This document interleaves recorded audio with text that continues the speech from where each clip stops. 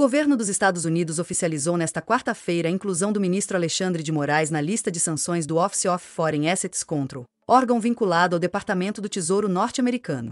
A decisão, conhecida como a Lei Magnitsky, marca um momento sem precedentes nas relações entre Brasil e Estados Unidos, com potencial para gerar consequências em múltiplas esferas bilaterais. No caso do ministro brasileiro, as sanções implicam restrições ao uso de cartões de crédito das bandeiras Visa e Mastercard, cancelamento de visto americano e congelamento de quaisquer bens que o magistrado ou qualquer empresa vinculada a ele possua em território estadunidense. Fontes do governo brasileiro familiarizadas com o assunto descrevem o alcance das medidas como uma pena de morte financeira, em referência ao impacto prático que tais sanções podem ter na vida pessoal e profissional do ministro. A legislação foi criada para punir qualquer indivíduo acusado de corrupção ou violação de direitos humanos, independentemente de sua nacionalidade. A lei foi aprovada em 2012, durante o governo de Barack Obama, para punir os responsáveis pela morte do advogado russo Sergei Magnitsky, que foi assassinado enquanto denunciava um esquema de corrupção envolvendo autoridades.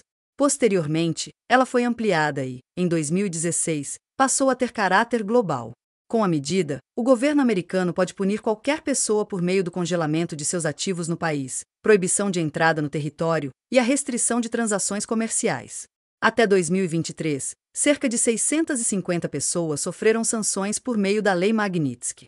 No ano anterior, por exemplo, o ditador da Bielorrússia, Alexander Lukashenko, e alguns de seus aliados foram penalizados por violações de direitos humanos. A legislação também foi usada contra membros do judiciário da Rússia e autoridades da Turquia e de Hong Kong após acusações de perseguição a opositores, julgamentos fraudulentos e repressão institucionalizada. A primeira aplicação da lei a estrangeiros ocorreu em 2017, quando Roberto José Rivas Reis, então presidente do Conselho Supremo Eleitoral da Nicarágua, Julio Antônio Juárez Ramírez, deputado da Guatemala, e Ángel Rondón Hijo, empresário da República Dominicana, foram acusados de corrupção e violação de direitos humanos.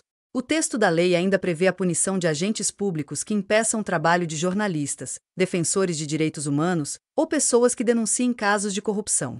No dia 18 de julho, o secretário de Estado Marco Rubio já havia revogado os vistos de Moraes e de familiares próximos, antecipando o movimento. Ele justificou a decisão citando a ação penal no STF que tornou Bolsonaro réu por tentativa de golpe após a derrota eleitoral em 2022. No âmbito do Supremo Tribunal Federal, a medida é vista com extrema preocupação. Ministros da Corte avaliam que a sanção configura um ataque abaixo da linha da cintura por atingir aspectos sensíveis da vida privada do magistrado e de sua família. Há entendimento entre integrantes do STF de que a resposta brasileira deverá ocorrer não apenas no campo político-diplomático, mas também no âmbito judicial, como forma de defender a soberania do Poder Judiciário Nacional. Enquanto isso, no Palácio do Planalto, analistas do governo Lula trabalham com a avaliação de que as sanções não devem se estender a outros ministros do Supremo. No entanto, o timing da decisão preocupa, já que ocorre poucas semanas após a suspensão de vistos americanos para Moraes e outros magistrados brasileiros, episódio que já havia acendido alerta sobre uma possível escalada de tensões. Do outro lado do hemisfério, o deputado federal licenciado Eduardo Bolsonaro e o ex-comentarista da Jovem Pan Paulo Figueiredo, ambos radicados nos Estados Unidos, têm pressionado o governo Trump pela aplicação da Lei Magnitsky contra o ministro Moraes. Fontes próximas a esses grupos revelam que a estratégia atual consiste em isolar inicialmente a presidente do TSE, mantendo boa vontade em relação a outros ministros do STF como Gilmar Mendes e Luiz Roberto Barroso. Eduardo postou um vídeo no X logo após a notícia sobre a aplicação das sanções.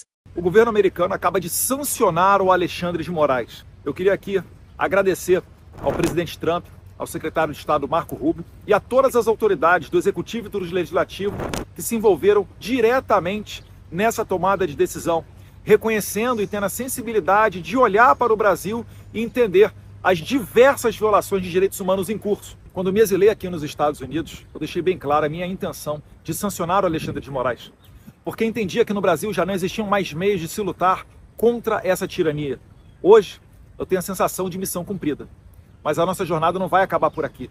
Existem várias outras batalhas adiante, porque você sabe que somos nós mesmos os responsáveis por manter as nossas liberdades. Essa medida, vale lembrar, não é o fim de nada, mas é apenas o primeiro passo para que existam meios suficientes para que a gente possa resgatar a nossa democracia, a harmonia entre os poderes e a normalidade das instituições. Dessa maneira, nós esperamos que o bom senso retorne ao nosso país e as instituições reajam de modo a resgatar a normalidade democrática nacional. Que Deus abençoe a América, que Deus abençoe o Brasil. Em entrevista ao SBT na segunda-feira, Eduardo fez mais ameaças sobre o que ainda pode estar por vir. Nós temos uma tarifa de 50% no Brasil, 8 ministros do STF mais o PGR sem os vistos, e se eles continuarem, aí vai continuar sanção ao FEC e outras medidas mais. O Alexandre de Moraes encontrou um adversário à altura. Se ele acha que ele vai intimidar o Trump, né, dobrando a aposta, que é o que ele sempre faz, lamentavelmente haverá mais sofrimento, né, por parte dessas autoridades brasileiras. E essa comitiva de senadores ignora a questão mais básica, que é a questão da crise institucional. Com o que o Trump abriu a carta dele? Jair Bolsonaro, seus apoiadores e seus familiares, a perseguição. Depois ele fala também da questão de eleições limpas e transparentes. Ele fala, né, na violação de direitos das empresas americanas dentro do Brasil. Existe toda uma reclamação. O Moraes estava fazendo um mandado de prisão contra cidadão americano com base de tweets dados a partir dos Estados Unidos.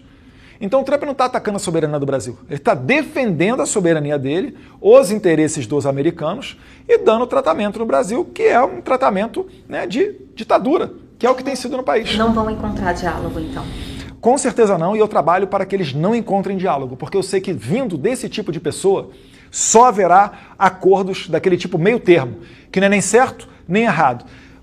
Eu sei o que é certo. Não é dar 17 anos de cadeia para as velhinhas. Né? Eu quero é a liberdade dessas pessoas.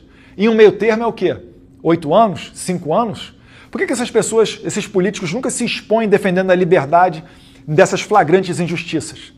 Por que eles estão fazendo para acabar com esse tipo de situação? Ou será que é só quando atinge o bolso, né, talvez dos seus financiadores, é que eles se movem? Eu trabalho por princípios. E eu estou pescando o resultado disso também. Né? Não trabalho por conta de like ou aumento de apoiadores, né, de seguidores na rede social. O Brasil não tem dado a resposta, né, não tem se comportado como uma democracia ocidental, tem se comportado como uma ditadura muito similar à venezuelana.